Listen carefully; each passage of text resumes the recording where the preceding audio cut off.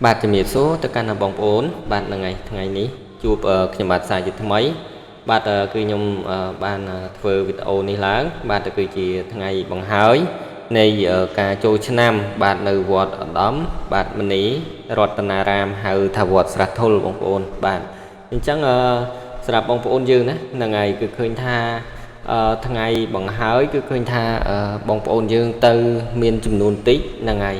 ហើយសម្រាប់ថ្ងៃបន្តបន្ទាប់នោះគឺខ្ញុំអត់បានទៅទេបងប្អូនថ្ងៃទី1ទី2ទី3ណាហ្នឹងហើយដោយសារតែខ្ញុំបាទហ្នឹងបាទឥឡូវទៅលេងស្រុកកំណើតណាបងប្អូនយើងបានតែអញ្ចឹងគឺខ្ញុំអត់បានដឹងថាមានមនុស្សច្រើនឬក៏តិចទេតែសម្រាប់ខ្ញុំ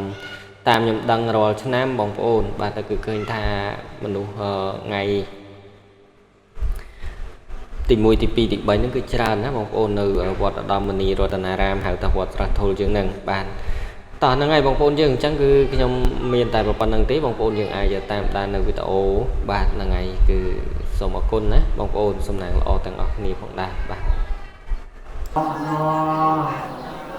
ចេតនាកម្មដោយត្រង់ស្មោ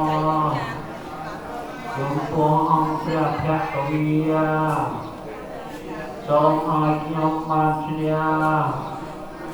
អង្គចលានឹងអង្គជាខ្ញុំព្រះអង្គទាំងអស់គ្នាបានបូជាព្រះអង្គពិតនៅសម្បត្តិទាំងឡាយ3ប្រការមនុស្សទេវតាព្រះនិព្វានយ៉ាងអស់នេះសូមឲ្យកើតមាន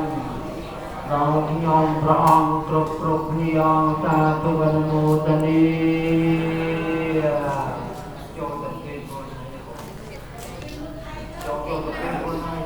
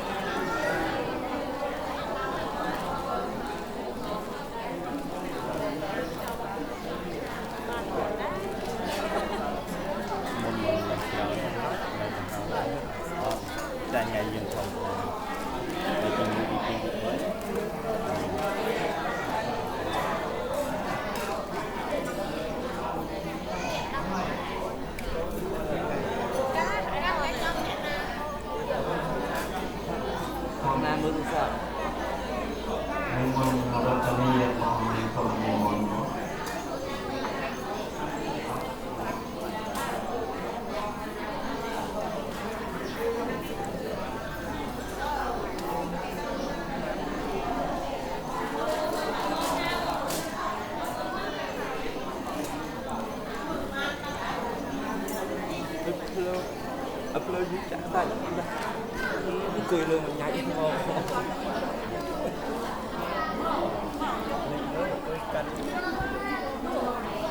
slow tên hàng đâu quạt chứ